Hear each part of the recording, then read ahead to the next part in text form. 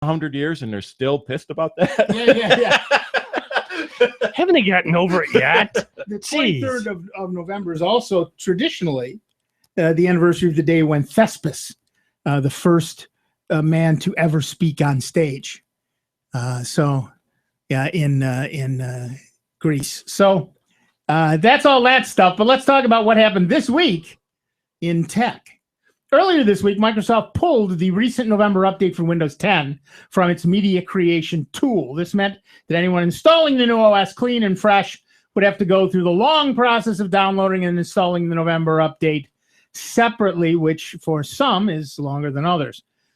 This could add hours to your average fresh install, but thankfully, Microsoft has come clean and admitted that there were issues with the update, both the one it slipstreamed into the media creation tool install files and the one dished out on Windows Update. The Media Creation Tool is a great piece of software for advanced users who want to reinstall Windows 10 fresh. Pulling the update from the Media Creation Tool install files was one big headache for many users, especially as there was no indication from Microsoft that it would reinstate the November update into the Media Creation Tool. This should have been made clear. However, the other side of the story likely brought up the issues of privacy once again for poor beleaguered Windows 10.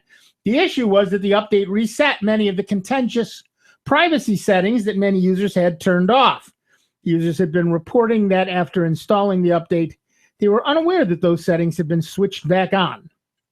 Recently, we learned of an issue that could have impacted an extremely small number of people who had already installed Windows 10 and applied the November update, version 1511. When the November update was installed, a few settings, preferences may have inadvertently not been retained for advertising ID, background apps, smart screen filter, and sync with devices. This issue has been fixed in the update that accompanies KB 3120677. That's my favorite part. A few settings inadvertently were not retained, and then it names like 15 things. So it seems that Microsoft is very aware. That's a few. That's a few. Yeah. It seems that Microsoft is very aware that these settings have been keenly watched by many users, so it's good to see that it did the right thing here. However, what would have been nice would have been an earlier explanation about what was happening, as well as a statement that the update would at some point be integrated into the Media Creation Tool files. Thankfully, the issue has only lasted a couple of days, and everything looks to be back to normal. So, our poll of the week at soundbytes.org, that's Bytes with a Y, Francis would like us to remind you, is: did you have issues installing the November Windows 10 update? And your choices are yes, no, should I? This is why I stick with XP, and Silly Rabbit, Windows is for kids. So far, we've got 30 votes. Shockingly, no, should I, is actually leading. This is why I stick with XP. I did not think that would happen. But of course, I know you'll have more to say about that. So after you're done voting in the poll, if you scroll down, you'll see in the right-hand column under Fascinating Stuff, the first link there is the forums. The second forum is the poll discussion. And currently, at least, the very first topic is 28 November 15. Did you have issues installing the November Windows 10 update? So far, there are 3 posts, and we eagerly await your additions to this. You know, if folks want to enjoy the holidays, really enjoy the holidays, not be frustrated, because going out shopping and, fighting the crowds and all that's bad enough. Yep. But that little, annoying, and that's all it is annoying reminder down in your lower right-hand corner of your computer about upgrading to Windows 10. Yeah. Hear me now, remember me later. It will still be nagging you if you don't do anything come April. April or May, it will still be there and still nagging you to update. You know what? Do yourself a favor. Enjoy the holidays. Enjoy it through the winter. And get into spring. And then think about doing Windows 10. Before they force it on you. Yes, because until they get their act together, you're just getting frustrated as all get out because you go ahead and do these. They're taking long time frames out of your life to do all this stuff, and it's still messed up. What's interesting is we've always said, oh, by the way, before we get too far away from this, you can give us a call if you'd like to chit-chat with us about this. 585-966-JAZZ. That's 966-5299. Toll free 1-800-790-0415.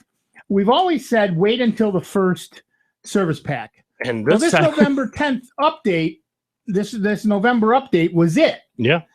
Except they screwed it up so badly they had to remove it. Well, the part of the problem is that Microsoft really is trying to figure out how to make money off of Windows when everybody who's going to get it has got it. Right? I mean, you know, there aren't any new markets. And there's nothing new even about Windows 10. It doesn't do anything different. There's no whiz-bang feature that, oh, I got to have it, versus Windows 7 versus Windows XP. Yep. So what they have to do is two things. One is make it a subscription service, which they're on the way to. And the second is figure out a way to make some advertising money off it. Because one thing they look at very closely is how ridiculously large the amount of money is that Google is making off advertising. And they don't even own an operating system. Well, now they have Android and they have Chrome, but both of those are free. They give them away. Other people actually get the benefit of those. And yet Google is just raking dollars in hand over fist. Why? Advertising. And so Microsoft wants to get in on this action. It's good action to be in on. So one of the things that they're doing is they've got an advertising ID in Windows 10. I don't call it exactly that, but they call it something like it. And that ID uniquely identifies your machine without identifying you as a person, so that they can say, for example, oh, machine JY33 just was looking at new cars. So when he goes to your website, show him ads for cars. You can currently, at least, you can turn off that ID. And many people did. Yeah. This update turned it back on again. Oops. Yeah, but it was an accident, and they've officially apologized. That's their story, and they're sticking to it, right? They are apparently sticking to it. Yes, they are. But that's the way that works, and we have seen this more and more often on so many things. We have another story about Facebook doing much the same sort of, or at least the company on Facebook doing much the same sort of thing. Making money these days on the internet seems to be centered around advertising. Yeah. And because of that, you've got, and there's only so many traditional ads you can show before people just stop going to your website. We see that on so many of the entertainment websites these days. They're all ads with a tiny little thing in the middle. But excuse me. But so they've got to find other ways to do it. One way is this ability to uniquely identify you without violating your privacy. So they can say this computer went and looked at car ads. So show them car ads. What I always find more annoying is that it doesn't know you bought the car. Right. And keeps showing you ads. Yeah. Right. But the thing of it is, though, and this is the other fight that Microsoft is having, is back in the day, you know, everybody was glued in front of this big desktop. Yep. Now you can carry around your phone, email from it, and everything else. And the Android system and the iPhones have more or less taken that market over because Microsoft got in too late and nobody cared for their system on a phone. They couldn't give them away. You know, nobody sit there and want it. And anything that you can do on a computer, basically, that's what you're doing on your phone, or folks are going to the tablets. Yep. And I'm seeing a big surge also in now these tablets, you know, what is the Galaxy 5 tablet? Or Yeah, the Galaxy 5 tab, Note, the six. Note. The Note, yeah. Yeah, the Note. Oh, the phablets, the phones that are 6 inches. Yeah, and Yeah. I mean, using Yeah. a desktop computer is, slowly going away. Yep. And a lot of people, if they need a desktop of some sort, they get a Chromebook. Yeah, they're going to laptops. Right. They go to a laptop. The and only a Chromebook. folks that are really going to still do desktops are the professionals, say for designing or whatever, Right. Or maybe a family will have the one desktop in the house that has the Right. big screen on it. Right. But I mean, Right. it's slowly going away. I mean, it's not needed. As I get older, I like having that big screen. I admit that. But even so, when I'm out and about, or when I'm downstairs in the kitchen, or when I'm sitting on the couch, I want a laptop or a tablet. Mhm. I don't need Mm-hmm. a desktop moving around with me, or in an extra one in another room. And kids today, they don't even know about desktops. Like I say, the only ones there are the gamers. A big Yep. clunky thing. That Yeah, the parents big, had. like Steve, with your son, building a good gaming machine. Because there, yes, you do need the box. You need a lot better graphics card that could even possibly come in a laptop. I think his graphics card cost more than the whole rest of the computer. And, and they will. And if you want to get good performance out of it, that's what you got to do. You got to spend $400 or $500 on a good graphics card.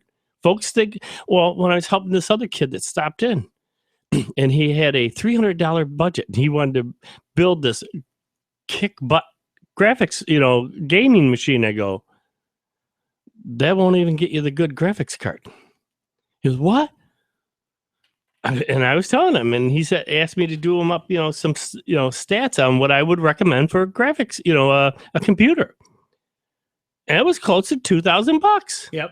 Once you get into, a great graphics card, because he wanted the best. So I gave him both medium, in between medium and extreme, as far as choices. And the low end was $500. I think it was $525 just for the graphics card. Yep. And the high end was more like $1,200. Yes. Yeah. It's gotten ridiculous, but it is what people expect to pay. Yes. And what the companies if they're can serious charge. and they're serious into their gaming, that's what you're going to do, because you don't want to build put that kind of money into a machine and then have your friends kicking your butt because you can't keep up with them. Yep. It's all about latency and frag speed and everything else. And that's the big thing now, is that all these games are multiplayer, multi-user on, the mess. We need a new acronym, MMORPG is too hard to say. Massively multiplayer online role-playing game. So you've got thousands of people playing at the same time. And my son has met people all over the country that are now his electronic friends that he plays with, and they team up and fight other people. And if your machine is slower than everyone else, they won't like you. Yeah.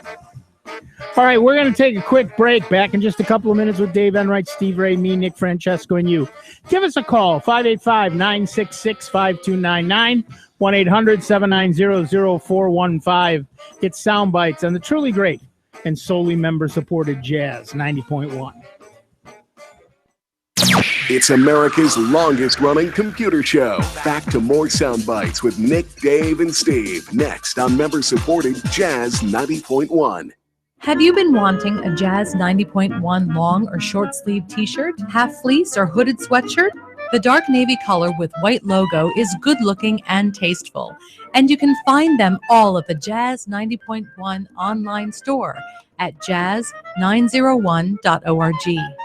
Wearing Jazz 90.1 apparel makes it easy to let the world know that jazz is your music and Jazz 90.1 is your station for jazz. There's also a navy Jazz 90.1 baseball cap to complete the look.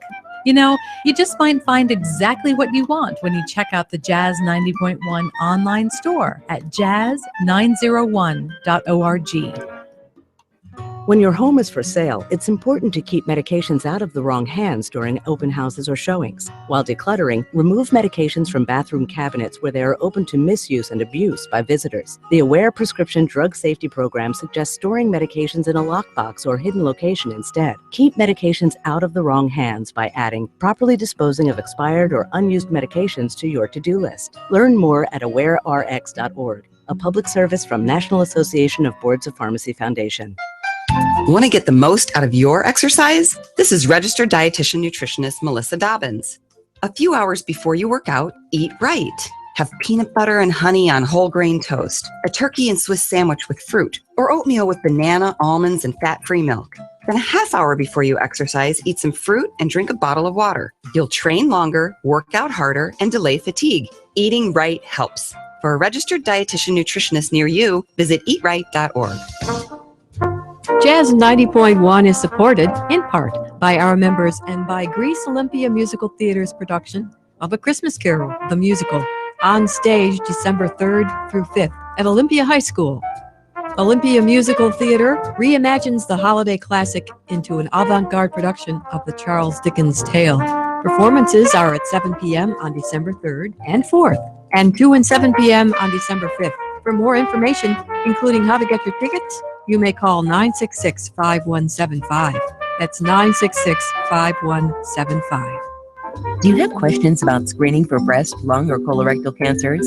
Are you scheduled for a radiology exam or treatment and have some concerns? Answer your questions and ease your fears by visiting radiologyinfo.org. More than 200 descriptions of radiologic exams, procedures, and treatments are available on radiologyinfo.org to answer your questions about what to expect, how to prepare, and more. Get informed and be prepared. Visit radiologyinfo.org, developed by the Radiological Society of North America and the American College of Radiology. Jazz 90.1 is supported in part by our members and by Love & Cup, presenting a holiday performance by the Rick Holland Little Big Band on Sunday, November 29th at 7 p.m. Love & Cup is located at Park Point at RIT in Henrietta. For more information, you may visit loveandcup.com. Here's the latest Jazz 90.1 weather forecast. Stubborn clouds and even some patchy drizzle or perhaps a wet snowflake will finally break for perhaps a few peaks of sun before the day is done. Temperatures top out in the upper 30s at best for highs with a chilly northeasterly breeze. Clearing tonight, quite chilly. Overnight low temperatures into the upper 20s lakeside, low and mid 20s inland. Tomorrow brings a mix of clouds and sun, a high temperature in the low 40s. I'm meteorologist Josh Nichols for Jazz 90.1. Currently, we've got overcast skies, 38 degrees out at the airport, and 38 degrees here at member-supported Jazz 90.1. Hi, this is Sid O'Connor. Join me tomorrow morning from 6 till 8 on member-supported Jazz 90.1. Welcome back, everybody. I'm Nick Francesco. I'm Dave Enright. And I'm Steve Ray. And at 24 minutes after the hour, we are Sound Bytes. Here's one that I think we absolutely need to read. Lately, you've probably seen a couple of your Facebook friends post the results of a quiz app that figures out your most used words in statuses. Or maybe you posted it yourself. It looks something like a big pinkish cloud of words. The quiz, created by a company called vonvon.me, has risen to over 16 million shares in a matter of days. It's been written about in The Independent, Cosmopolitan, Elite Daily. Sounds fun, right? Wrong. That's over 16 million people who agreed to give up almost every private detail about themselves to a company they likely know nothing about. Ooh, if I click here and authorize it in Facebook, it'll scan my entire year of posts, store the data, and tell me my most used words. Sign me up. The app, like many Facebook quiz apps, is a privacy nightmare. Here's a list of the information the quiz requests that players disclose to vonvon.me. Name, profile picture, age, sex, birthday, other public info, your entire friends list, everything you've ever posted on your timeline, all of your photos and photos you're tagged in, education history, hometown, current city, everything you've ever liked, IP address, and information about the device you're using, including browser and language. Even if you take the I have nothing to hide approach to privacy, the app also collects a fair bit of information about your friends. VonVon's privacy setting leaves a lot to be desired. Let's walk through it to see why you should steer clear of any of the dozens or more VonVon sites. First of all, for those who've already played the quiz, there's no takebacks. Your information could be stored anywhere in the world, including countries without any strong privacy laws. A Whois search revealed that VonVon.me was registered in South Korea, but it operates under several languages, including English, Vietnamese, Malaysian, and Korean. VonVon is free to sell your data or whatever else it has to whomever it pleases for whatever they want to get out of it, although they have since confirmed that they have no intention of doing so. And most of that information sounds like it could be easily used to create a credit card in your name or to answer your security questions to log into your bank accounts. Yeah, really. So that could be a big issue as well. You know, really worry about that. Mm-hmm.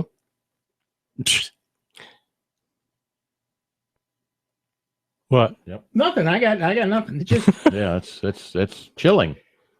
And the perceived anonymity of the computer is we don't think of that at the time. well, again, it's because we're sitting in our own living rooms, Comfortable. In our pajamas, Feeling or less. secure. feeling secure and relaxed, Mhm. no problems, and thinking, oh, it'd be kind of nice to know everything I've said. And the more word clouds have been around forever, Yeah. right? And the basic idea is you see a list of all the words that you've used, and the more often you've used the word, the bolder it is, or the bigger it is in the cloud, or whatever it happens to be. So you can look back and say, oh yeah, I've talked a lot about this, not much about that. So it's kind of cute, but in fact, this doesn't just look for words that you've publicly posted. It wants to know everything about you, and it wants to know everything about your friends. And again, that's, people don't realize it. And too many folks live their lives out there on Facebook. Yep. They post too much information, which we've said before. These younger kids, they go out there and they're posting all these pictures saying this and all that. And if a boss goes out there or somebody's hiring and goes out there and does a search, could really bite them in the butt. Yep. But they don't think of that anymore. No. And it's fine. Live your life the way you want to live it. But with something like this, it's not just you, it's me too if I'm your friend. Mm-hmm. It comes and grabs all the information it can from me before it even asks me for permission. Yep. So did you play the quiz, or have you played any of the VonVon games? Give us a call, 585-966-JAZZ. That's 966-5299. Toll free 1-800-790-0415. I've gotten to the point. I mean, I'm there for the my family members and everybody else, but I do very less and less in the past year on Facebook. Yep. I mean, it's been great putting together a family reunion that they did this past year. Yep. That was phenomenal. It's a great way to keep in touch. But the rest of the stuff, nope, backed right off of it totally. Yep. And Shirley gets mad that Dorinda pretty much only communicates through Facebook. They went to where'd they go? They went to Toronto for their first anniversary. So happy anniversary, Jim. Happy anniversary. And Shirley wants to see the pictures, and Dorinda says, "Well, just look on Facebook. That's where they are." Yep. Well, no, I want to see the picture. Nobody prints pictures anymore. Yeah, nobody does. Except Shirley wants to. And yeah. That's what I can get her for Christmas is a picture printer. No, she has 2 of them already on her desk she won't use. I think 2 years ago I got her little Epson 4x6 photo printer, and then we've got a regular inkjet printer. Mm-hmm. But then you got to buy the ink and the paper and sugar. All right, back to the phones. Our first caller today, Steve from Rochester, New York. Welcome, Steve. What's up? Thank you. I have just a couple questions regarding this app that you're discussing. The first question is, does Facebook have any control over something like this being created or being offered or existing? No. Okay. right. You can pretty much do anything you want on Facebook. Okay. If Second question. they just don't control any of that. No. Well, and the control is that the app has to ask permission to get this stuff. Sure. And you give it that permission without understanding the consequences. Okay, but I'm just thinking because it's something offered with Facebook through Facebook or using Facebook, whether they have any control. No, and they're thinking they're presenting themselves as if they were a phone company. Sure. Right. Okay. So if you get a dirty phone call, right, Mm-hmm. you can't sue the phone company. They're just the carrier. Okay. That's clear to me now. The second question is regarding this. If you are someone's friend who has played this quiz, put on this app, is your information just as vulnerable as the person who played it? They know less about you. Okay. Because you didn't give them permission to dig. Okay. But they know that person is your friend. And of course, they can grab all the public posts. Okay. Yeah, well. And one of the big problems on Facebook is it's very easy to accidentally make a post public rather than private. And they change their privacy rules frequently. And so without knowing it, things you thought were private are now public. So that's been an issue on Facebook since the beginning. That the basic now assumption is nothing you put on Facebook anywhere is private. Just assume that, and you'll sort of be okay. Yeah, exactly. Yeah. I'm not a big fan of Facebook. I unfortunately am on it, but well, yeah, just to keep track of your kids. Very much like Steve said. Yeah, my daughter's on it, so I'm on it. But I've learned, it nags you if you don't fill out the whole thing. It keeps nagging you for stuff. So I lied to it. Yeah. I lied about everything in it. Everything. So what? And now it just doesn't ask me anymore. So shut up.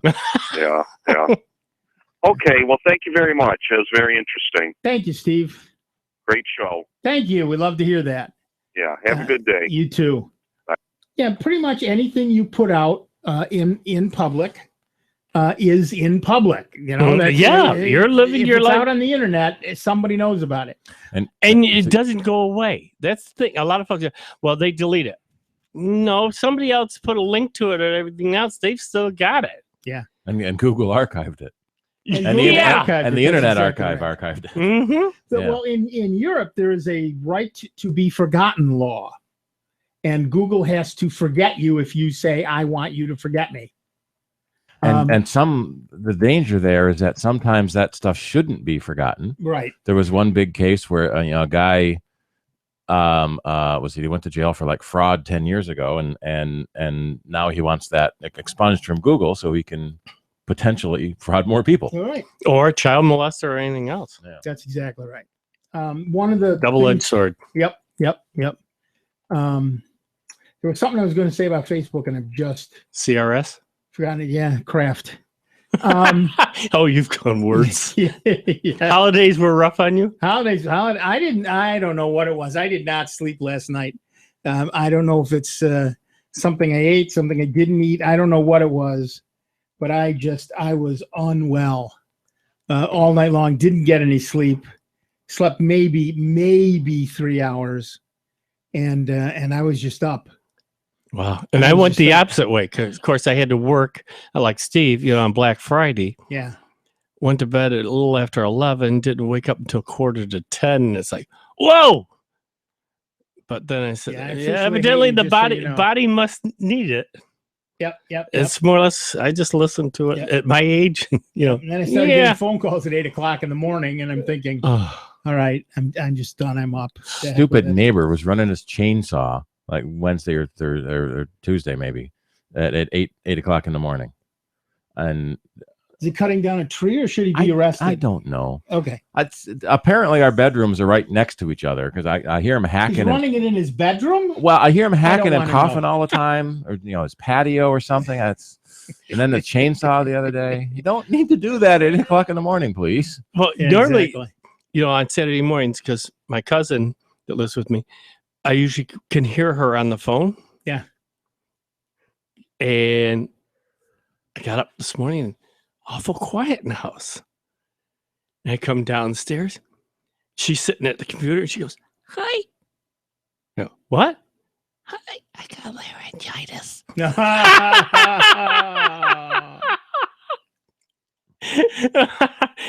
That's why I didn't hear you this morning. Oh yeah, she cannot talk and usually her voice, can carry. She's a sweetie. Yep. And it's this little squeak of a voice that's like, huh? Yep. But with all the talking in that and running outside and everything else yesterday, it was a busy day for us. Yeah. As most places were. I couldn't believe it coming back from Syracuse on Thursday night. And the thruway is pretty well backed up, but where he's, go right off through the Easy Pass. But I didn't realize how bad Eastview Mall was. Oh, yeah. We went by there, and it was insane. The people getting off, going to the mall. And, I'm hoping it's slowly happening where more and more stores are taking pride in not opening on Thanksgiving Day. Right. I think added to the list this year was, I think it was TJ Maxx, that whole chain. There's 3 of them, the Home Goods store and then Marshall's. Those 3 stores finally went and said, sorry, Thanksgiving is for family. Yeah. And that's where we're keeping it. And we will open up the next business day.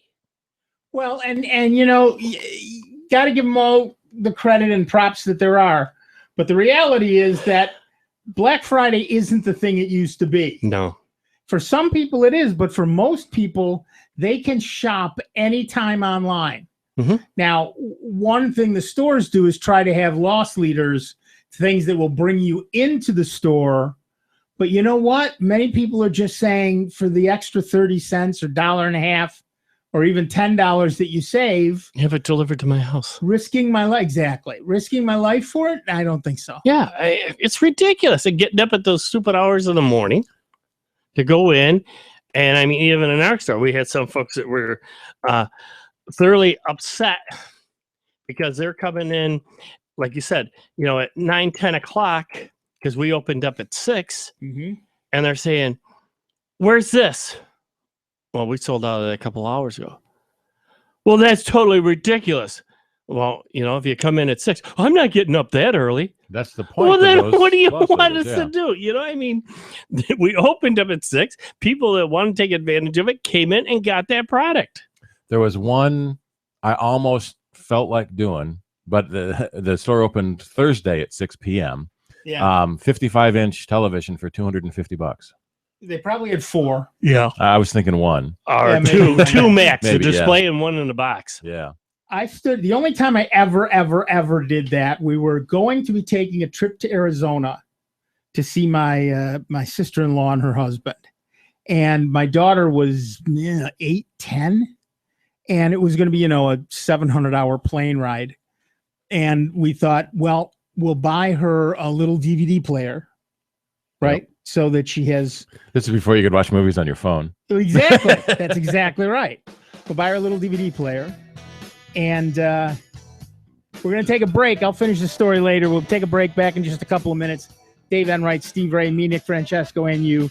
39 minutes after the hour. Sound Bytes, member supported. Jazz 90.1. Computer talk you can understand. More Sound Bites is next on member-supported Jazz 90.1. This is Rob Linton, station manager of Jazz 90.1. Annual membership contributions and business underwriting keep our programming on the air. The future growth and excellence of our station depends on our ability to also build a permanent base of support through an active and successful legacy gift program. Please continue your gift past a lifetime by including Jazz 90.1 in your will, trust, or general estate plans, and join us in building a legacy of giving to support public jazz radio in Rochester. For more information on planned giving, you may visit jazz901.org or call us at 966-2660. Thank you. Want to get the most out of your exercise? This is registered dietitian nutritionist Melissa Dobbins. A few hours before you work out, eat right. Have peanut butter and honey on whole grain toast, a turkey and Swiss sandwich with fruit, or oatmeal with banana, almonds, and fat-free milk. Then a half hour before you exercise, eat some fruit and drink a bottle of water. You'll train longer, work out harder, and delay fatigue. Eating right helps. For a registered dietitian nutritionist near you, visit eatright.org. As a veteran of the United States military, I can finally get the opportunity to enjoy special events, things that we couldn't afford, thanks to VetTix. Every empty seat at a concert, a game, or a play is a missed opportunity to say thanks to a veteran and service member. We can give our veterans a special event where they too can create their own cherished memories. Visit vettix.org. Find out how you can make a difference in a veteran's life. Howdy! See that cute little dog in the pet store? Chances are it came from a puppy mill, a breeding facility that forces caged, neglected, and often sick dogs to churn out puppies to be sold for profit. Meanwhile, millions of wonderful, healthy pets end up in animal shelters. But with one simple choice, you can help. Just by deciding to adopt instead of purchase your next pet. Not only are you saving a life, you're taking a stand against puppy mills. Visit bestfriends.org/puppy mills to learn more. When is the best time to talk to your family about staying in touch during a disaster? When floodwaters reach your door? When wildfires are engulfing the edge of your neighborhood? Or an earthquake is destroying buildings? Or is the best time perhaps today? During a disaster, you may not be able to stay in touch with your family or friends as easily as you think. Go to dhses.ny.gov and make your emergency plan today. Don't wait. Communicate. Brought to you by the New York State Division of Homeland Security and Emergency Services, FEMA, and the Ad Council. Jazz 90.1 is supported in part by our members and by Jiva Theater Center's production of A Christmas Carol, running through December 27th. For more information and tickets, you may visit their website at jivatheater.org or call 232-JIVA. The holidays are a special time of year, but beware of those not in the spirit of giving and intent on stealing your credit card information. Be aware of prying eyes. Someone may be trying to write down your card number while you're in line to pay. And if you think your card or card number has been stolen, call the card issuer immediately. For more tips, or if you find yourself in credit trouble, contact the National Foundation for Credit Counseling at 800-388-2227 or visit nfcc.org. A public service from the NFCC. Jazz 90.1 weather. Stubborn clouds and even some patchy drizzle or perhaps a wet snowflake will finally break for perhaps a few peaks of sun before the day is done. Temperatures top out in the upper 30s at best for highs with a chilly northeasterly breeze. Clearing tonight, quite chilly. Overnight low temperatures into the upper 20s lakeside, low and mid 20s inland. Tomorrow brings a mix of clouds and sun, a high temperature in the low 40s. I'm meteorologist Josh Nichols for Jazz 90.1. And currently, right now, we've got overcast skies, 38 degrees out at the airport, and 38 degrees here at member-supported Jazz 90.1. Hello, this is Paul Conley. Join me early on Monday mornings from 1 a.m. to 6 a.m. on member-supported Jazz 90.1. Welcome back, everybody. I'm Nick Francesco. I'm Dave Enright. And I'm Steve Wright. And at 44 minutes after the hour, we are Soundbites. And this is my favorite hardware story, possibly of the whole year. Uh-oh. Raspberry Pi has released a new device, an even cheaper version of the best-selling British computer ever made. The Raspberry Pi is just an inch or so wide, but packs in everything that's needed for full-fledged computing tasks. The new computer costs £4 in the UK and $5 in the US. You heard that right, $5. But it can be made so cheaply that the company is also giving it away with its £6 magazine, Magpie, which is in stores in the UK now. So you spend £6, British pounds, on a magazine, and you get with it a £4 computer. So it's like a $7.99 magazine. You get a $5 computer with it. The Raspberry Pi has cost around $20 to $35. But the company said it's been working since the beginning of the year to make an even cheaper version. The company said that despite the already cheap price, some people were still being put off from buying the small computers. We still meet people for whom cost remains a barrier to entry, said Eben Upton, one of their people. The new tiny computer includes many of the far from insubstantial components that allow it to run advanced programs. For $5, here's what you get: 512 meg of RAM, a 1 gigahertz processor, sockets that let you connect it to an HD TV, a memory card, and you get a USB slot. That means the computer packs in all the important parts of a computer once they're hooked up to accessories like a screen and a keyboard. As such, their small size and low price has led them to being used in schools and for hobby projects. The company's been gradually working to improve the tiny computers. That included a new model recently released earlier this year that kept the budget price but gave it 6 times the power. So, does playing with a $5 computer intrigue you? What would you do with it? Give us a call. 585-966-JAZZ. That's 966-5299. Toll free 1-800-790-0415. We're seeing people doing all kinds of things with the $20 and $30 things. Now with the $5 one, which is essentially the same quality, the same speed, the same everything. It's amazing. For $5, all you need to do is add a screen, a keyboard, and a mouse, and you now have a 1 gigahertz 512 meg machine computer, which is, you can run Raspberry Pi on it. Raspbian, which is a Debian Linux. It's called Raspbian. It's already designed for it. Plug it in and go. Stick that, SD card, the mini SD, micro SD card in there, and you're on your way. Yeah. And you've got a whole computer. People are using them to power giant TVs, so they do signage. You know how you go places and now you have the TVs doing signs.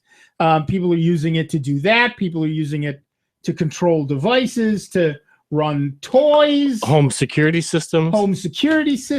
There's a kid that built a clock. Let's hope he doesn't take it to school. Exactly. But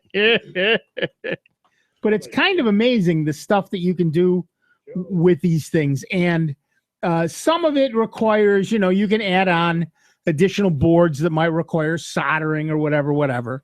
But most of the stuff you can do with it is just plug it in. Plug it in.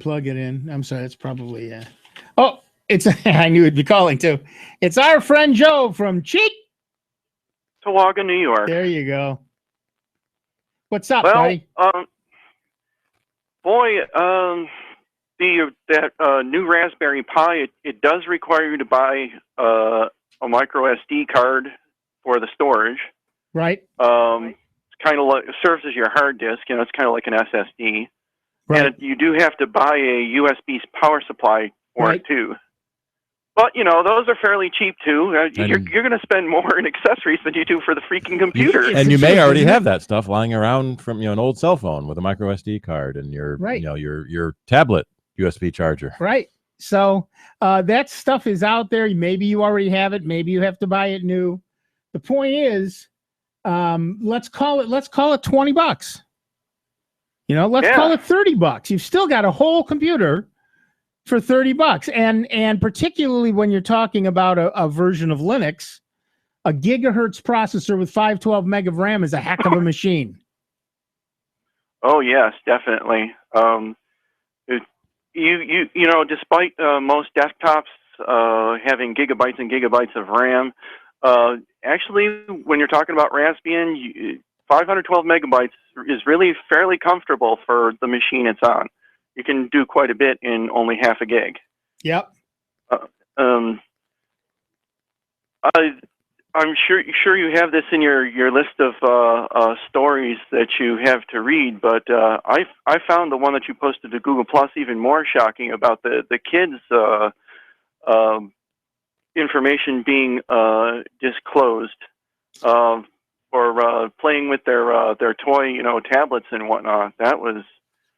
Oh yeah. What Joe is talking about is I run a website called AskNick.com, and what I'm using it for right now is I put up news stories that are of interest to me right now. The headline story is when children are breached.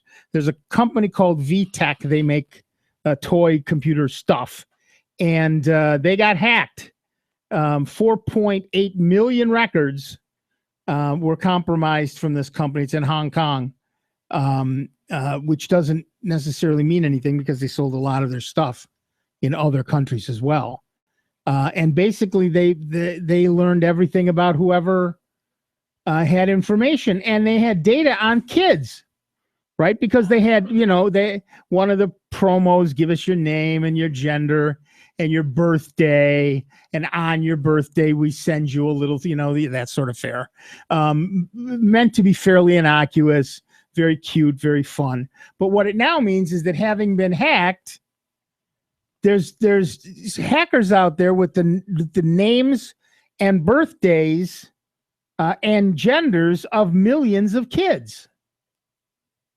And Can you imagine your 7-year-old having a credit card because of some identity thief? Well, that's exactly what I was going to say. That's the start. That's the thing you need if you're going to steal somebody's identity. Those are really the 3 good pieces of information to have. If you haven't got their credit card number or their social security number, you can get all that stuff from those 3 pieces of information. So, it's a terrible thing. The company's called VTech, and they were hit hard. 4.8 million records, and I don't even remember the number. Millions of. Oh, and they kids. make quite a few things too. I first learned of them when I saw cordless phones. So. Yeah, they make a lot of stuff, and some of it is there's tablets for kids and things like that, and that's mostly where that stuff came from. The breach of kids stuff, because it's a little tablet and kids play with them, and on your birthday you get a little toy of an app of some sort for a boy or a girl. So that's why they needed your name and your gender and your birthday. Yep. There's a website called Have I Been Pwned, where you can put in your email address and it looks through all the breaches and sees if your email has been compromised. They have a new service now called Notify Me, where they will send you an email if your email ever gets breached. Right. If your email address is ever found in one of these breaches. Right. It's some pretty amazing stuff that went on. I don't remember the exact details of how they got hit, but they got hit hard. It was pretty amazing. I don't know. The problem, we solved these problems. We solved these problems decades ago. How to secure people's data. The problem is it takes time and it takes effort and it may take a little bit of extra money, and people don't want to spend it. That's why you can get, that's why they save people's credit card numbers in plain text in a database. Those people should be shot in public. Oh. Not the hackers, the people who keep the data in plain text. Oh, yeah. And storing passwords. If you have any site that emails you your password, think very hard about whether you actually want to have an account on that site, because that's just playing with fire. Right. They say, they store it encrypted. Well, that's not good enough, because if there is an encryption key, it can be found somewhere. So right. If it's a one-way encryption, that is to say, they can't decrypt it again. Right. That's hashing. That's right. That's if it's a one-way hash, that's a little better. Oh, lots better. And put on top of that salting, which means that right. No, if you take the same 2 passwords and hash them, of course you're going to get the same hash, but you add salt to it, which is some random number added to that whole hash algorithm. You get 2 separate hashes with the same password, and that you need both for good security. Right. And then you keep I those... also wanted to mention, if you have any website annoyances, there's a an add-on for Firefox and an extension for Chrome called Stylish. And that allows you basically to inject cascading style sheet information into the web page. So this annoyance that you have that's popping up on Facebook, Right. You just simply find some way to identify that piece of the page, and you say, okay, in Stylish, I want to write a new style for this page. Yep. And I mostly remove these annoyances by just saying displaying none, and it just takes it right out of the page. You don't see it anymore. Right. Of course, the two risks with that is if they actually do put something that you really wanted to see in that part of the page that you just said don't display it, you're never going to see it. Yep. And if they decide to change their page, you're out of luck because, you have to repeat the process. Right. But you don't necessarily have to be that skilled because there is a site called userstyles.org which stores people's contributed styles for various websites. Like the one I downloaded, the most recent example is I hate how Google Plus has their content in such a narrow middle part of the page. Well, somebody figured out how to widen that out to 80% of the page instead of the half in the middle. Right. There, you can do amazing things with add-ons or extensions or whatever you want to call them for web browsers. Two of my favorites. One is called Greenhouse, and I've been using it for a while. It was written by a 13-year-old kid, and anytime there is the mention of a member of Congress, it highlights it in green, and if you roll your mouse over it, it tells you who contributes to their campaign and how much. Oh, wow. I love that one. The other one that I just read about yesterday, and I don't remember the name of it, but if you install it, it removes from every page you go to spoilers about The Force Awakens. Very specific but cute. If I could get in just one last mention before looks like you got to go to the break really soon. We are chit-chatting on IRC on irc.dal.net. That's, DAL.net. Right. We're in the channel Sound Bytes. And, we kind of talk amongst ourselves about things we hear over the air. Cool. And don't forget that there is Second Life tomorrow night. Oh, yeah. Good get together. At 9:00 Eastern time, 6:00 Linden time. Didn't we agree last week to not do it tomorrow because it's the holiday? Oh, yeah. We're not doing tomorrow. That's right. We're not doing tomorrow because it's the holiday. We had a holiday this weekend.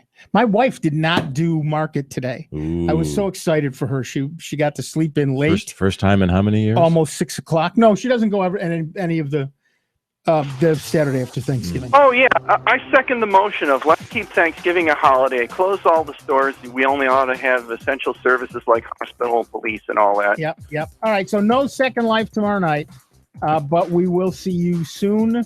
Got to take a break. Thanks a lot, Joe. Back in just a couple of minutes. We're gonna take a slightly longer break. Back in just a couple of minutes with Dave Enright, Steve Ray, Nick Francesco, and you.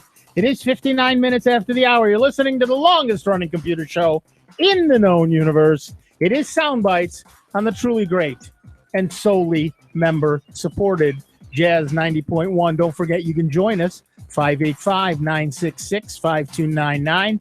Toll-free, 1-800-790-0415. You're going to have a whole hour to call in and chit-chat with us on dang near any subject you want, and we'll be back with a whole lot more of this nonsense after this short break. See you on the other side. Online 24 hours a day, 7 days a week at soundbytes.org. More with Nick Francesco, Dave Enright, and Steve Ray next on member-supported Jazz 90.1. WGMC Greece Rochester, a public service of the Greece Central School District. Jazz 90.1. Streaming online at jazz901.org. Neighbors of the North Carolina man arrested in the attack on a Planned Parenthood clinic in Colorado say he was quiet. Reporter Eric Singer of the Colorado Springs Gazette has more on Robert Louis Deere. He was a man of faith. He was an elder in Hope Chapel, which is a Northeast Colorado Springs church, overseeing its 3 care groups and participating in its teaching team and playing guitar as part of its worship team. Police say Deere burst into the Colorado Springs clinic yesterday, opened fire. 3 people died, including a police officer. Pope Francis is reminding Ugandans of their strong Christian roots and urging them to apply their faith to today's challenges. His translator. Are you ready in life to transform all your negative experiences into positive ones? The Pope celebrating Mass before tens of thousands outside Uganda's capital, Kampala. Flooding has led to 3 deaths in the Dallas area after severe rains, part of a storm leaving tens of thousands without powers now in the Central Plains. I'm Michael Toscano. As a veteran of the United States military, I can finally get the opportunity to enjoy special events, things that we couldn't afford, thanks to VetTix. Every empty seat at a concert, a game, or a play is a missed opportunity to say thanks to a veteran and service member. We can give our veterans a special event where they too can create their own cherished memories. Visit vettix.org. Find out how you can make a difference in a veteran's life. Do you have questions about screening for breast, lung, or colorectal cancers? Are you scheduled for a radiology exam or treatment and have some concerns? Answer your questions and ease your fears by visiting radiologyinfo.org. More than 200 descriptions of radiologic exams, procedures, and treatments are available on radiologyinfo.org to answer your questions about what to expect, how to prepare, and more. Get informed and be prepared. Visit radiologyinfo.org, developed by the Radiological Society of North America and the American College of Radiology. When your home is for sale, it's important to keep medications out of the wrong hands during open houses or showings. While decluttering, remove medications from bathroom cabinets where they are open to misuse and abuse by visitors. The Aware Prescription Drug Safety Program suggests storing medications in a lockbox or hidden location instead. Keep medications out of the wrong hands by adding properly disposing of expired or unused medications to your to-do list. Learn more at awarerx.org. A public service from National Association of Boards of Pharmacy Foundation. A new guideline on how to treat a first seizure has been released by the American Academy of Neurology and the American Epilepsy Society. The guideline found the risk of another seizure is greatest within the first 2 years, but that taking epilepsy drugs immediately after a first seizure may reduce the risk of having another seizure. Neurologists and patients must discuss risks and benefits before starting any treatment. To learn more about epilepsy, visit AAN.com. That's AAN.com. From beautiful blooms to vegetables and everything in between. Join me, Melinda Myers, and listen to Melinda's Garden Moments to find out how you can become an expert gardener right in your own backyard. Thursdays at 1:40 p.m. and Sundays at 11:40 a.m. Only on members-supported Jazz 90.1. Jazz 90.1 is supported in part by our members and by Jiva Theater Center's production of A Christmas Carol, running through December 27th. For more information and tickets, you may visit their website at jivatheater.org or call 232-JIVA. Welcome back to America's longest-running computer show, Soundbites, on member-supported Jazz 90.1. Get online now. Call 966-JAZZ. That's 966-5299. Toll free 800-790-0415. Or submit your question by email at soundbites.org. Once again, here's Nick Francesco, Dave Enright, and Steve Ray on member-supported Jazz 90.1. Welcome back, everybody. I'm Nick Francesco. I'm Dave Enright. And I'm Steve Ray. And as we hurtle headlong into the second hour of the longest-running computer show in the known universe, it is 4 minutes after that hour. And here comes... more news? More news. Apple's iPad Pro is without a doubt in the spotlight as it touts powerful new software, exceptional features, and a multitude of creative apps. However, quite a few developers have recently become vocal about the App Store's policies, which they believe may compel them to abandon making apps for the tablet. One of the most significant concerns developers presently deal with is that the iPad Pro still operates on mobile software, regardless of being marketed to replace PCs and in spite of its processing power and capabilities. Furthermore, developers seem gloomy about making lower earnings if they sell their apps via the App Store compared with how much they might generate with apps made for the Mac. This concern, nevertheless, is not only a problem in iPad Pro, but also for the entire mobile software industry. A few software developers also complain that they aren't allowed to offer free trials of the apps they developed. They are also unable to offer paid upgrades to their long-running users via the App Store. Man, Apple has a bunch of rules that are just kind of draconian. You get right down to it. For instance, Emmanuel Sa and Peter Omvli, developers of the digital design app Sketch, are determined not to come up with an iPad Pro version of their app, despite receiving positive reviews and gaining recognition among fellow graphic designers. Yes, it has a beautiful screen, but there's more to consider, says Sa. Apps on iOS sell for unsustainably low prices due to the lack of trials. He says they can't port Sketch to Apple's iPad Pro when they do not have a reasonable expectation of gaining profit. Chris Lisko, developer of Capo for music production and instruction, is convinced that quite a few people are concerned about the lack of upgrade pricing for developers who want to continue adding to their apps as the years go by. To date, Capo is priced at $29.95 on the Mac App Store, while the iOS version of the app has a price tag of only $9.99.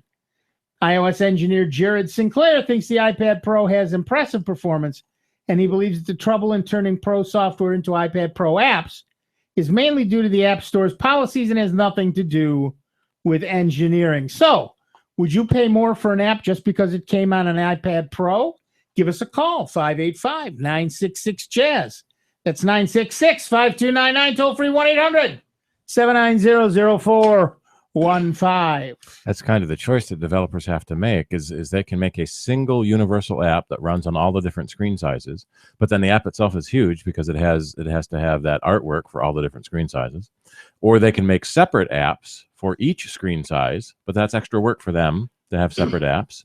But that the race to the bottom has been a problem since the App Store came out, that companies figured out that they can sell their apps for 99 cents and churn out crap and make what they can, and then 6 months later disappear or make a clone and churn out more crap. Yeah. And the whole freemium model, the game is free, but you have to pay real money to advance in it. That's really hurt a lot of the developers that have made really good apps. And in the shareware world, $20 to $50 is pretty common for a decent app that genuinely would cost $100 or more in a retail box in the store. Right. And there are some really good apps in the App Store that are still pushing that market. We need to sell this product for $30 in order to feed our families, and that's the thing that consumers have to remember. Well, I don't think they're upset that you have to pay for things. What they're saying is there's no trial. Right. Yes. So what a lot of companies do is they'll have a trial on their own website. Right. Well, on my Android phone, for example, I can download an app, try it for 5 days, 30 days, whatever the number is. Yeah. And then if I don't like it, I can delete it, or if I want it, then I can pay for it. Right. That gives me the opportunity to use it in a real world situation without having to think, maybe this will work for me. I don't know. Let me spend the $10 and see. That's the discussion I got over the Thanksgiving day. There was the discussion between the Android phone and the iPhone. I said, I'm sorry, I'm not a big iPhone, no offense, Steve, on the iPhones, only because, again, Apple has to do their control. They've got to have complete control in that, nothing gets into their App Store unless it has their approval. Whereas the Android, like you said, Nick, you can put apps out there. You can try them. You don't like them, you delete them. Right. But too much on the Apple side is controlled, and you got to pay for it. And again, what if you don't like it? Well, and that's the problem. You have like 4 hours to say no? There is no built-in automatic program to return an app. You email the developer and request a refund. Yeah. Although there have been cases when Marco Arment removed his ad blocking app, ironically because it was blocking the ads on his own website. It was a $3 app, and he removed it, and he was issuing refunds, but then Apple just automatically issued a refund to everybody. So there are cases where there's been an issue, and then they have done refunds. But you can request a refund through the iTunes store if you want one, but it's not easy and not automatic. But on what has happened because of this race to the bottom is you might try 5 apps that cost $1 or $2 to find one you liked. Right. And so it still only cost you $10 to find an app that you really liked. So it's that catch-22 is consumers like the cheaper prices, but the developers have to charge more to support themselves. In fact, I remember reading a story about one developer. He had a program that was $20, and he sold it for a long time for $20, and then sales started dropping off, and people were complaining it was $20. So then he lowered it to $15, and the prices spiked. And he sold it for a while, and then he started getting more emails. Why does it cost $15? Why is it so expensive? So then he dropped it to $12. Same thing, prices spiked. So whatever price it is going to be too much for somebody. That's exactly right. And we've seen that over and over again from the very first days of Jim Button and the shareware that he created. And, right. It's just it gets to the point where everybody wants everything for free, and I do get that. I would much prefer free, personally. I get that. Well, and the irony and frustration is that people will get a free app and then spend hundreds of dollars on in-app purchases without thinking about it. Right. 99 cents to get donuts in The Simpsons, or $1.50 to $1.99 to get more clams in Family Guy. And so you don't realize that all adds, and then you get your credit card bill. But most people don't look at their credit card bill. And if you looked at your credit card bill to see what you're charging and how much it's costing you, I would rather have paid $50 to buy that program in the first place than the hundreds of dollars in add-ons later on. Well, I also, a lot of the apps that you can sit there and get for free, many of them on the Android store, if you want other features, you can then have the choice to pay for the upgrade. Yeah, some app developers and you're do literally that. trying it out, and oh yeah, I really like this one. I could make good use of it, and yes, the other features would be nice. So you go ahead and pay the 99 cents or whatever, turn it on, and boom, you got some other great. A lot of app developers use that as a trial. So, it comes with these tools for, $4.99, but if you want these other tools, you can pay for more tools in the app. But yeah, this has been a common complaint from app developers since the beginning. And one of the rebuttals is, okay, so don't make iOS apps, go to Android.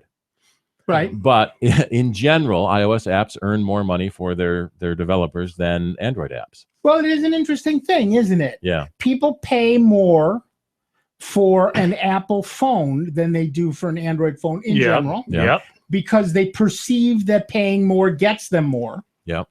Whether it's true or not is not what I'm arguing about at this point. So don't call up and tell me yay or nay. It's not the point. The point is people perceive that it's a more prestigious, better value thing to own, or prestigious, or value, or whatever it happens to be.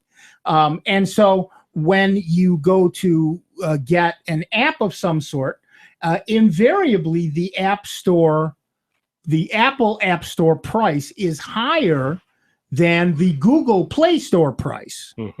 And again, that's because people perceive, even if it's exactly the same piece of software, they perceive that it's worth more on a Mac. Oh yes, definitely. On an iPhone, rather. It's a prestige. Yeah, like you say, the prestige. Right. And so developers love that, right? If they develop something that only can, people that are getting pushed back at 99 cents on an Android, they can sell it for $2.99 on an Apple machine, and the Apple people will pay for that happily. And it's just this weird. That actually happened in the shareware market too. I've known several shareware authors, and Mac people in general paid for their shareware more frequently than Windows people. Yeah, we don't know why. It just, the perception that Macs cost more, maybe, so people are willing to pay that more. Yep. But well, Mercedes costs more than Ford, so there's a perception there too. That's and the one thing right.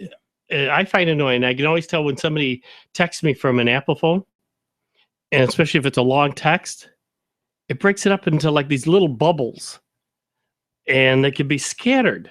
Like one bubble could be up here. Oh, this makes me crazy. And then you got to go down 3 bubbles and then jump back up.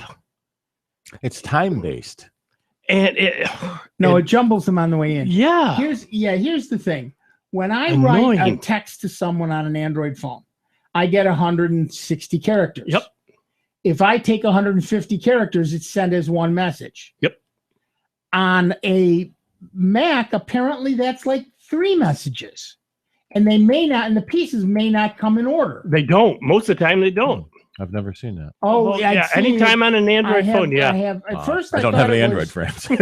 right. We don't text each other. Yeah, we don't like each other. Off the air, we hate each other. Man. Lawsuits back. It's and forth. Adam and Jamie. They don't like each other. Exactly.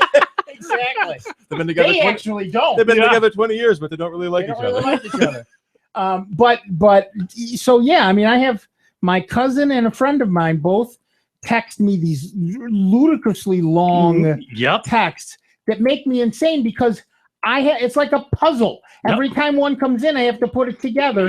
It's 1, 4, 3, 5, 2, 6, 8. Yeah, you're I wonder- jumping up and down the 4. screen. Is it getting broken into the 140 character limit and then sent as an SMS? No, the whole thing is it's 160 characters or 150 characters, 164 or 168, depending on which phone system you're on.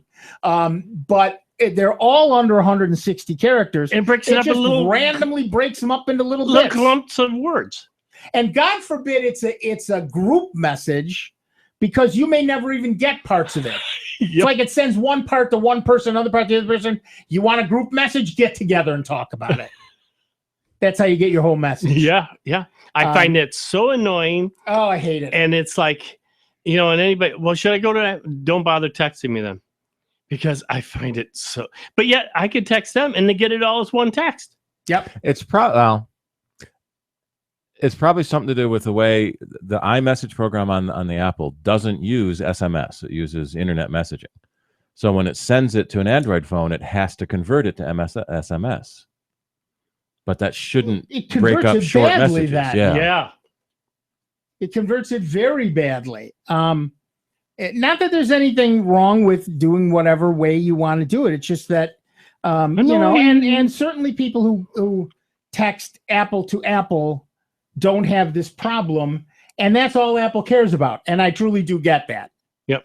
I truly do get that. I told them but it annoys the living. They did make their first out of Android me. app. How to switch to to iPhone. Yeah. Right. No, but then their second app was they re-released Beats. Right. It already was an Android app. Right. No, and this friend, I told them, they go to an Apple. Don't look to me for support. Well, and that's the question. One of the I answers mean- to the questions we had for years about Mac versus Windows. Who do you go to for support? And well, Right. and, If they know Windows, get Windows. If they know Macs, get a Mac. in the early days, there were fewer places to get Mac support, so that's not as big an issue anymore. Well, granted, it's all app based, but it's still, they work different. Well, how do I do this? I don't know. It's an iPhone. I don't know. Well, should they all be the same? No, it's not. It's a phone because they think, oh, it's a phone.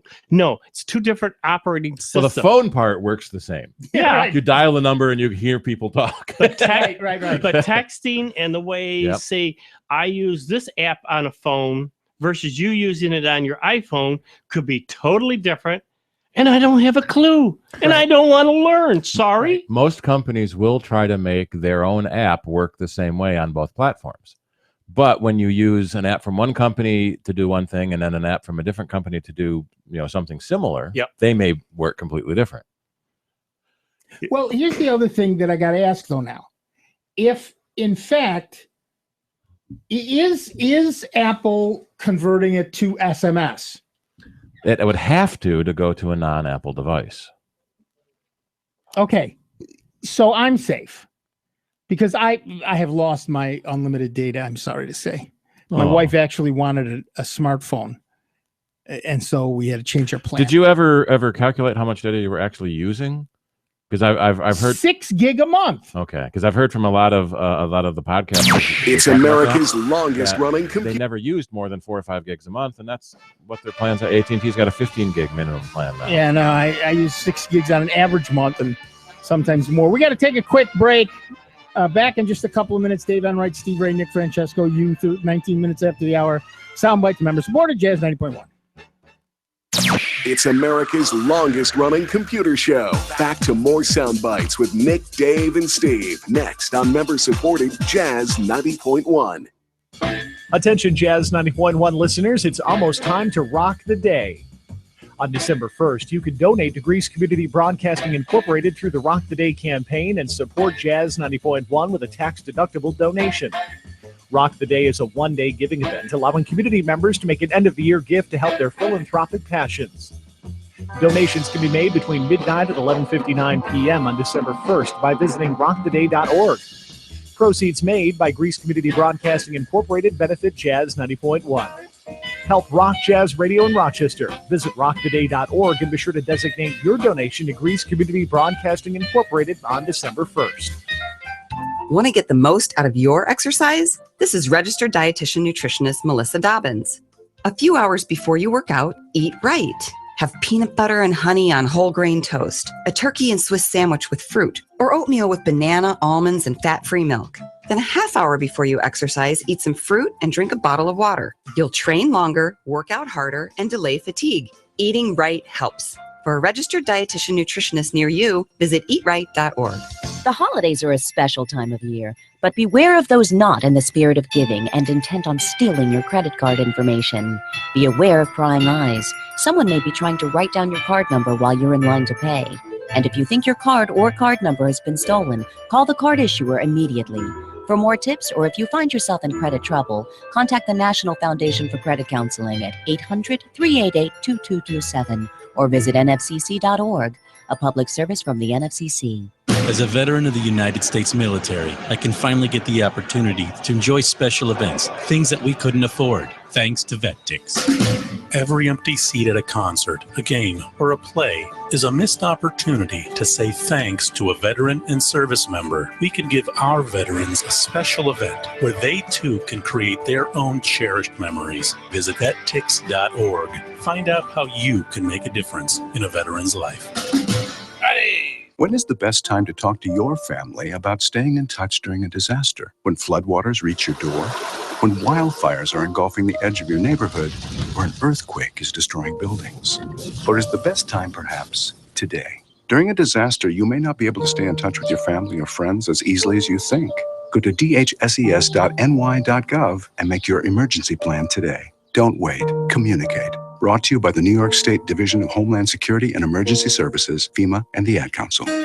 Jazz 90.1 is supported in part by our members and by Jiva Theater Center's production of A Christmas Carol, running through December 27th. For more information and tickets, you may visit their website at jivatheater.org or call 232-JIVA. Jazz 90.1 is supported in part by our members and by Scratch Bake Shop, located at 113 Park Avenue. Open Wednesday through Saturday from noon to 6 and Sundays from noon to 4, Scratch Bake Shop offers custom-made cookies, sweets, and cakes. Scratch Bake Shop also caters weddings and special events. For more information about Scratch Bake Shop, you may call 585-360-4844 or look online at scratchbakeshoproc.com and on Facebook. And now your Jazz 90.1 weather. Stubborn clouds and even some patchy drizzle or perhaps a wet snowflake will finally break for perhaps a few peaks of sun before the day is done. Temperatures top out in the upper 30s at best for highs with a chilly northeasterly breeze. Clearing tonight, quite chilly. Overnight low temperatures into the upper 20s lakeside, low and mid 20s inland. Tomorrow brings a mix of clouds and sun, a high temperature in the low 40s. I'm meteorologist Josh Nichols for Jazz 90.1. Currently, we've got overcast skies, 38 degrees out at the airport and 37 here at member-supported Jazz 90.1. Hi, this is Jeff Harris. Join me every Sunday night from 5 to 7 on member-supported Jazz 90.1.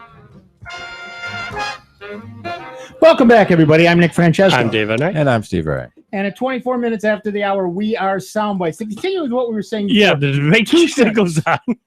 Two things. First, I wanted to mention that if you want free, Google Play has free songs every day, and sometimes entire free albums.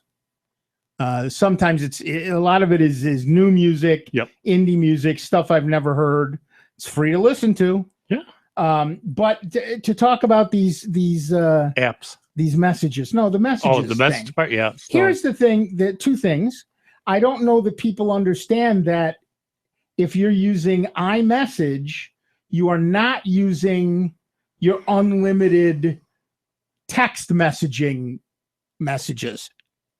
iMessage apparently goes through your data. Right, it goes through the internet, so it doesn't run up your texting bill. Texts are free for everybody. Well, right. In the beginning, they weren't. And They're so now free they are, yeah. For Well, I don't know of anybody who charges for texts anymore. As your phone usage has switched, all the carriers have now, you're charging more for data and less for text and voice because they know most people are using it for data. So anybody that's using an iPhone, using the iTexting and texting to Android, the iMessage, and texting to even to other iPhone users, they're using their data. If you're going iPhone to iPhone, it uses internet data. If you go to non-iPhone, it uses SMS cellular. Right. So because if you go to another iPhone user, if you go to an Android user, because Android people don't have iMessage, it has to translate it into a regular text message. But do they get nailed though for data use? We don't think so. We think that for them, it's text. It becomes a text. Okay. It has to become a text at their end to be a text at our end. Right. But if you use iMessage to go from iPhone to iPhone, you are actually using your data. But like we said before, though, going from iPhone to Android, it scrambles the message. It scrambles the message. I showed him several samples and it's of people who are sending me stuff. Yeah. And it's either... what I generally get is it breaks it into 2 or 3 pieces, and I get the last piece first, then the middle piece. No, then the first piece, then the middle piece. I've seen some messages that I've gotten from an iPhone user broken up into like 6 different parts. Yeah. I got one I showed him from my cousin. It's an entire message, and it's less than 160 characters. So the whole thing really should have fit in one message.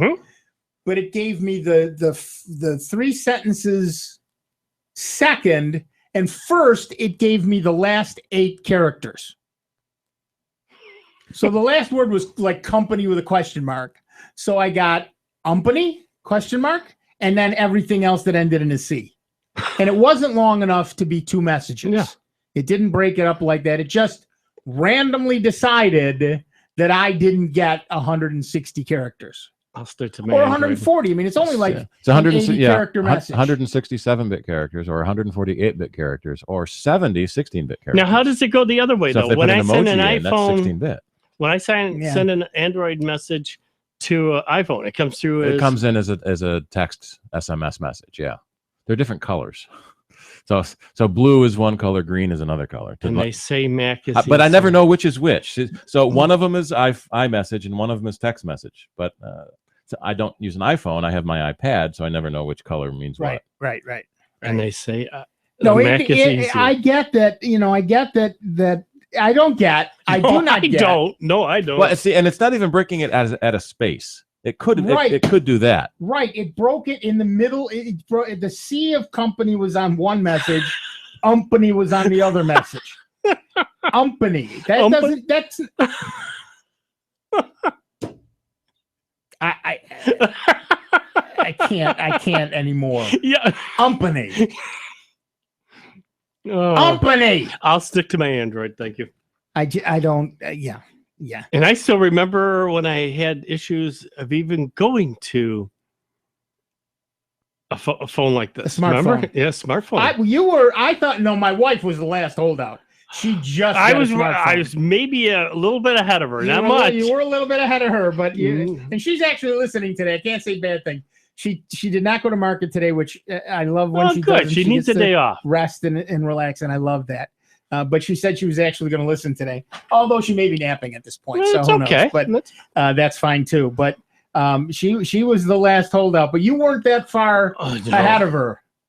You were that. I don't know. I have a flip. My phone flips. Yeah, and I don't need anything else. Yeah, I just wanted. It was a phone, and now you can't get him off it. I only see him from here. Like I don't see his nose, his mouth. I don't see any of that. He's always got a phone in front of it now. Oh. They are addicting. Yes. They are addicting. But the one thing, again, which we have talked about before, and folks say, oh, you got a message. Yeah, so? Why aren't you going to answer it? Right. No, I'm busy sitting here, I'm not tied to it. I don't have to. Well, that's being inconsiderate. No. It's amazing how folks' attitude is that the minute that phone goes off, they feel, oh, I got to respond to it. No. If it's really that important, pick up the darn phone and call me.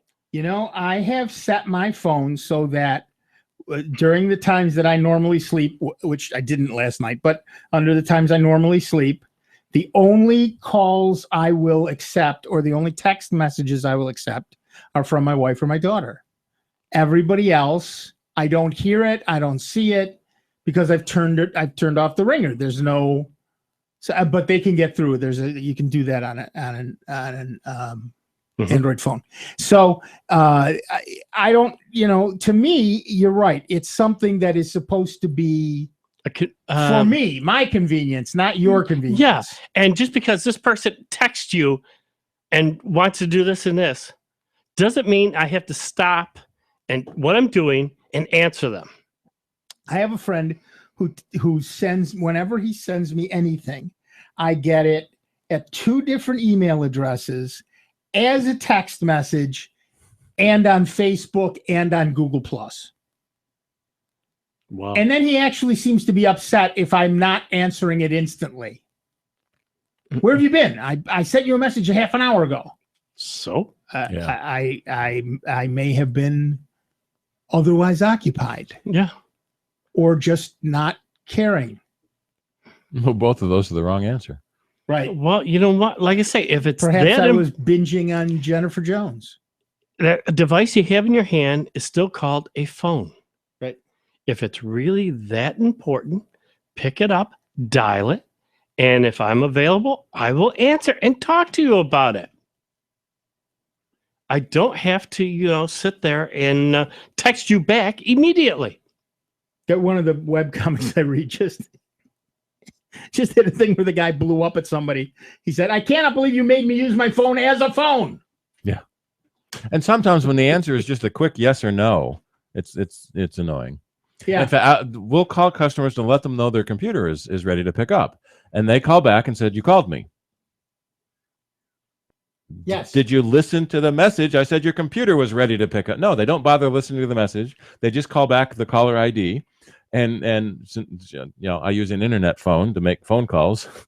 It doesn't make it to me. Right. And listen to the messages. Someone just took the time to leave you. Yeah. Because most of the time our message is your computer's done and ready to pick up. Right. You should always get. You should do it. You should send them text messages. The younger kids we can. Yeah. Because they know how to do that. I can remember. You know, of course, that you can actually email someone a text message. Yeah. Mm-hmm. Yep. Okay. As long as you know, you can do that. What was it? Number of months back, I had somebody drop off a computer. I worked on it and that, and I couldn't get it to work. Quite well.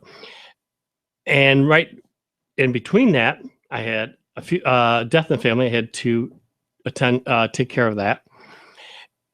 And when I got back, I finally, called them up. And they go, well, that was darn inconsiderate. You could have let me know that it wasn't going to be ready. I go, sorry, I was busy with a death in the family. Well, you still could have let me know. It's like, here, take your computer, go. Yeah, take your computer and leave. Yeah, I was polite. I wanted to tell them, put it where the sun doesn't shine. Yep. And it's like, you know what? It was a second computer. So it wasn't like, I was holding up his whole life. But he wanted to have it as a backup. And trying to explain to him, sorry, something came up. Well, you should have called. Let me know. You should let your customers know that, sorry, no. I had a death in the family. There was something more important going on than your second computer. And he thought I was very rude and totally, wrong. Well, it's not important. Your problems are not important to him. Yeah. And only his stuff is important. Yeah. That's like the sooner you learn that. Yeah. Folks. Yeah. Come back down to earth. It's kind of funny. We'll get some people that I can't live without the computer. Can you have it fixed this afternoon? No. Then other people they'll drop it off. Okay, so it'll be about 2 weeks. Probably not. Why can't we wish more people were like the second one? And when we finish it in 3 days, they're happy. They're actually happy. Yeah. Exactly. Exactly. And then the week, there's a holiday. So holiday shipments are delayed. So we've had like 5 calls on Friday. Is my computer done yet? No, the part didn't come in. Why not? Because yesterday was a holiday and there were no shipments. Why not? Because yesterday was a holiday. Well, I know that, but why? Let me give you the customer service number for UPS. Yep. Perhaps they will explain to you why they did not ship. Although we got a FedEx ground shipment today. Wow. They're delivering on Saturdays now. Or they are delivering on Saturdays for the holiday. Yep. Yes. But the other thing is too, though, they think, it was the holiday and why is it ready? Yesterday was the holiday. We had that off. I was spending it with family, just like you. Or you take the weekend off and it's like, well, I didn't work the weekend. Well, why not? Did you? No, it's weekend. Well, neither did I. And we also had a bunch of kids who were home for the Thanksgiving break with broken computers as well. I'm leaving Sunday. Okay, bye-bye. Yeah, have a good one. Yeah. Can you have it done? Maybe. Not if we have to order a part. Well, and that's the other issue. They don't understand. When you walk into a car repair place and they say, well, we have to order the part, it's going to be a week. People generally go, okay, I get that. You don't stock this part. For computers, somehow magically, you must stock every single part for every single model of every single computer there ever was. And at least on the Apple side, there've only been 500 models. Yeah. Yeah, I don't even want to imagine with Dave how many different parts there are. Well, forget it. Yeah. Yeah, it gets ridiculous at that point. So many combinations and, or like the laptops. Well, don't you have that? No, it's proprietary. Yeah, desktops are fairly generic, folks, but laptops are worse. Right. Yeah, but they don't get proprietary. Here's my favorite. I've been seeing a lot of desktops come in now that are actually a laptop motherboard in a 90% empty desktop case with a laptop power cord. Yep. So we used to tell people you don't have to bring the power cord for the desktop because it's that same rectangle round thing. Now it's a laptop power cord on your desktop. Right. The one that always got me, always. I have to have this back immediately because I run my business on it. Mm-hmm. My response is always, no, you don't. Because if you ran your business, you'd run it like a business and you'd have a backup. I don't know what you actually do with this, but you're not running a business. Or like I had that one woman that was using the laptop for her business, but also letting the kids play on it. And she came back in 3 different times yelling at me because it was infected again. Yep. And I would go in there, and sure enough, the kids were in there downloading music and everything else. And I tell her, you got to stop. Well, I can't stop. It's the only computer. Well, then, you know what? You got to. Because if you're going to use it for your business and then also let the kids play on it, it's going to get infected. Well, make it so it doesn't. I says, I can't do that. Right. You can't do that. It's totally impossible. I get that people have issues with finances. I absolutely do get that. But any business plan will tell you redundancy. You've got to have some form of backup. Yes. And if you haven't got backup, you haven't really got a business plan. And if you haven't got a business plan, you haven't really got a business. Sorry, that's just the way that is. And we don't see it, we don't see people taking care often enough. All right, look, we're going to take a break. Back in just a couple of minutes with Dave Enright, Steve Ray, Nick Francesco, and you. It's 39 minutes after the hour. It is Sound Bytes. It is member-supported. Jazz 90.1. Before you call into our show, please make note of the following rules. 1, turn your radio down. 2, turn your radio down lower. 3, remember, nobody has invented a good-sounding speakerphone yet. Don't use them. 4, make sure you have a point. It makes for a more interesting show. 5, calling does not guarantee you'll get on the air. No whining. 6, if you do get on the air, please do not tell the host what you just told the screener. We don't care. And 7, is that radio turned down yet? We hope this will make for a more enjoyable program, and we thank you for your time. Computer talk you can understand. More Sound Bites is next on member-supported Jazz 90.1. Want to get the most out of your exercise? This is registered dietitian nutritionist Melissa Dobbins.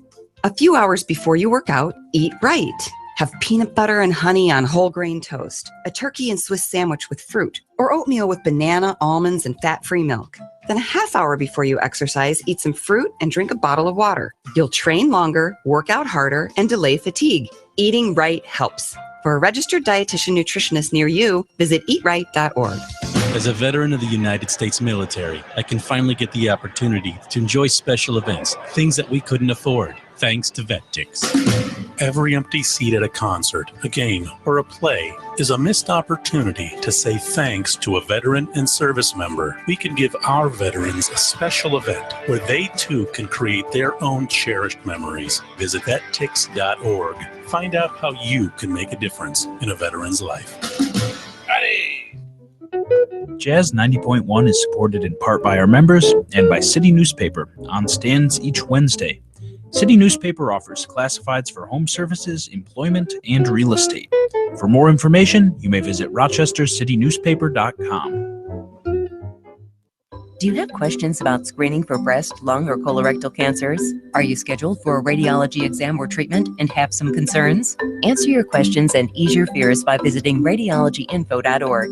More than 200 descriptions of radiologic exams, procedures, and treatments are available on radiologyinfo.org to answer your questions about what to expect, how to prepare, and more.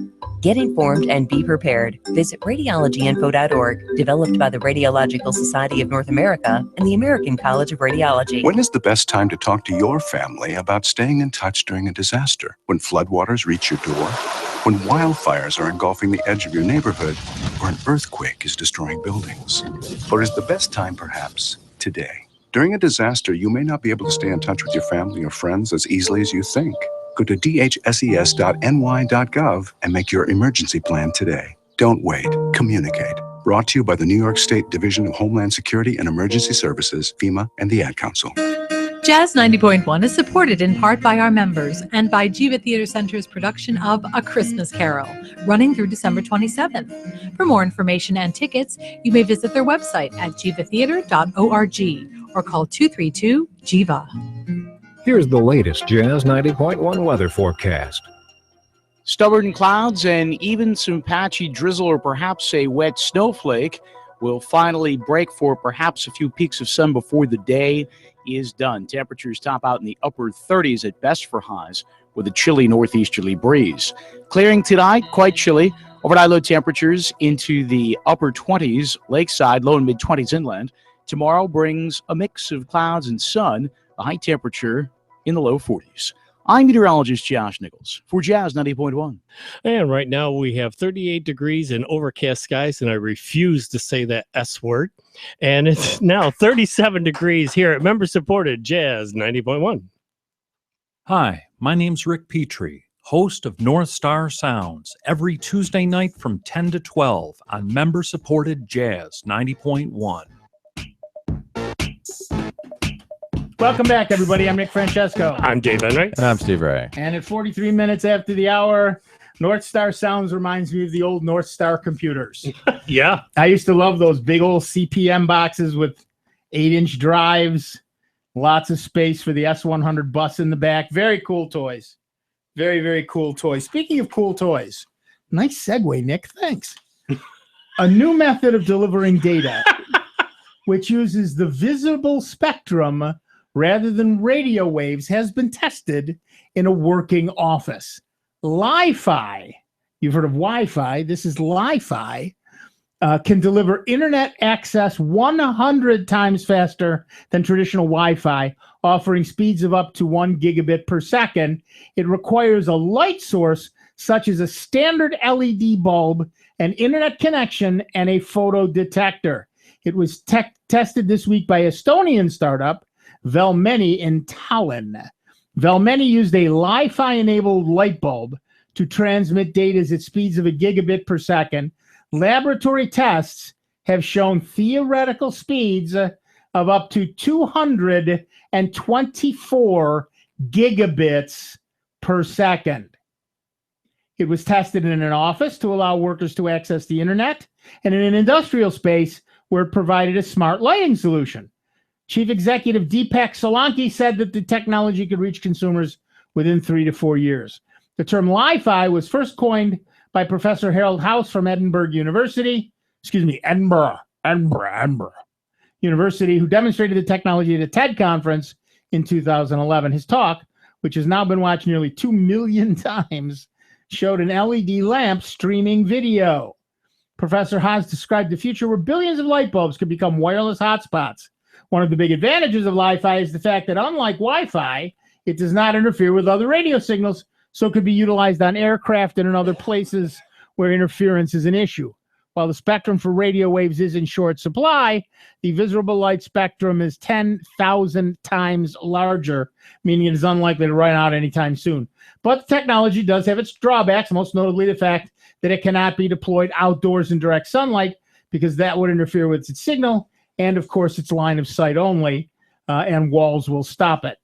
So initial use is likely to be limited to places where it can be used to supplement Wi-Fi networks, such as in congested urban areas or places where Wi-Fi is not safe, such as hospitals. So, Li-Fi, something you're waiting for, or you think it's just another gimmick? Give us a call, 585-966-JAZZ. That's 966-5299. Toll free 1-800-790-0415. I love the idea of yet another way to do that stuff. Because the more possibilities we have, the less likely we are to be finding ourselves in places where there is no internet connection in the future. Dead spots. Yeah, dead spots. Yep. I mean, they talk about having a problem down in the subways in New York City. You have to put an awful lot of hotspots in because the signal bounces badly and blah, blah, blah. Because of the blah. buildings and everything Right. And else. if they could do it with Li-Fi instead of Wi-Fi, now that also then requires that phones be equipped with Li-Fi capable devices. But you know what? We all have phones. We all have cameras on our phones. And they get upgraded quite frequently. And they get upgraded quite frequently. So it would be interesting to see what we're seeing in the future. I love the idea of Li-Fi. I love the idea of 224 gigabits per second. That really makes me happy. Back to the phones. Our next caller, Larry from Rochester, New York. Hi, Larry. What's up? Good afternoon, guys. I have an iMac, and ever since I downloaded El Capitan, I no longer, or someplace in one of the upgrades, I no longer get that familiar fanfare when you turn the PC on. I'm just wondering, has that been eliminated or is something wrong? So when you turn a Mac on, there's a startup chime. Yep. Which actually is not the first thing it does. The chime is that it completed post. So we joke that the first thing it does is post. Yeah. The power on self-test. And when it chimes, it means it finished its self-test and it's going to start booting. Over the years, people have complained about that sound, especially if they have to reboot their computer in a meeting or something. And so one of the early tricks was you shove an empty headphone jack into the audio port so it wouldn't play the sound. Yeah. Somewhere along the way, Apple made a change so that if your volume is set low or to zero, muted, it will not play the startup chime. And generally, the way to fix that is to reset your NVRAM. What is that? Command Option P and R while you turn the computer on. Let it chime 3 or 4 times. And then that will and then make sure your volume is turned up enough so that it will play the volume at startup. It used to be that every new model of Mac had a different startup chime, and that was sort of one of the fun things, whose startup chime we want to use now. But they haven't changed it in 20 years, and we've given up. Okay. All right. Well, I'm so used to it now. When I just noticed the other day, I didn't hear it. And so I turned the computer off, turned it back on, and of course it wasn't there. So I was wondering if something didn't load properly or whatever. Yeah. Yeah, it it's may probably just be because the sound down too low. Your sound is too low. Oh, well, I'll try that then. It doesn't seem to be. Well, I do have one other complaint. Well, so the other thing it can be is if you have external speakers turned on, what will sometimes happen is the Mac will play the chime through the internal speaker before it switches to the external. Right. So if it is trying to play through the external, it hasn't initialized the external subroutines yet. Well, I have speakers in, but it seems like it's always played through its own internal speakers rather than the external. Right. Okay. The other annoying thing that I found with El Capitan is when the computer goes to sleep, if I come back a couple hours later, tap it, and it comes on, sometimes I'll put the password in, and when it does, the screen will come up and it'll immediately go away, and it goes back to the screen that asks for a password, and then it will come back on. It doesn't do it all the time, but sometimes it does. Yeah, I started noticing that actually in Yosemite on my laptop. I'd have to put the password in, and then it would ask again. Yeah, I hadn't seen it there, but I have seen it in El Capitan. Yeah, I've never found exactly what it is, but what it feels like is you've got a screensaver password on, and then you've got two different sleep settings. There's a computer sleep and a screen sleep, and it makes me feel that you have to wake them both.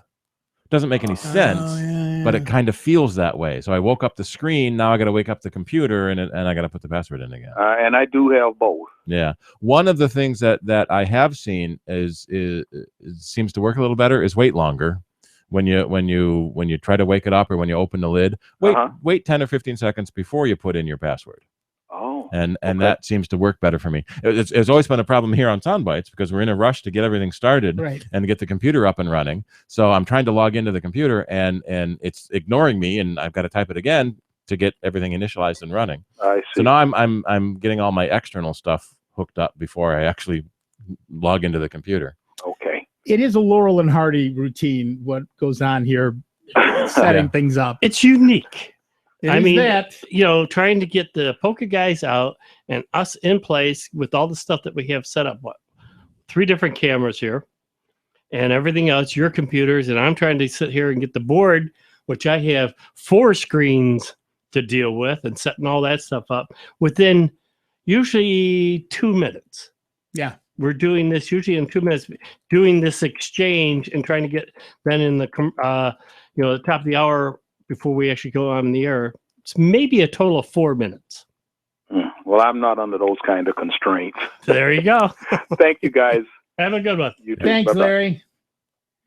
It's and we want that protection of the password so someone else doesn't get in. Right. Yes, it's a very good idea to have those passwords there. Power on passwords, coming out of sleep passwords, screensaver passwords. But they do at some point get to be annoying. But you know what? That's the price you pay for security. Yeah, then don't complain if you get, a breach. Right. One of the other things Apple has done recently is they are now strongly recommending whole drive encryption. It's been built into the Mac OS for several versions, but it's off by default. And now with El Capitan and even Yosemite, they are when you're doing your initial setup, you want to turn on whole drive encryption. File Vault is Apple's name for that, and it's a good thing to encrypt your hard drive, but it makes having a backup even more important. When your hard drive is encrypted, all the data on it is stored as a blob of noise, and your password will decrypt that blob of noise into readable text. If one bit fails in the blob of noise, you have a blob of noise that you cannot decrypt anymore. So it kind of makes your hard drive a little more vulnerable to block errors and directory problems because all that data is encrypted. So it really makes it much more important to have a backup of all your data just in case. It's very easy to do a backup. The Time Machine program built into the Mac. You can easily back up to an external hard drive. You can get wireless hard drives on your router to back up wirelessly. We see that a lot with laptops. People forget to plug their hard drive in, and so it hasn't backed up in 6 months. Yeah. But it's very important to have another copy of all of your data. Going back to what Nick was saying about running a business, having a backup copy of all your data, having multiple backup copies in different physical locations, just in case something goes wrong. Fire, flood, theft. You lose your computer, you lose the backup drive sitting right next to it.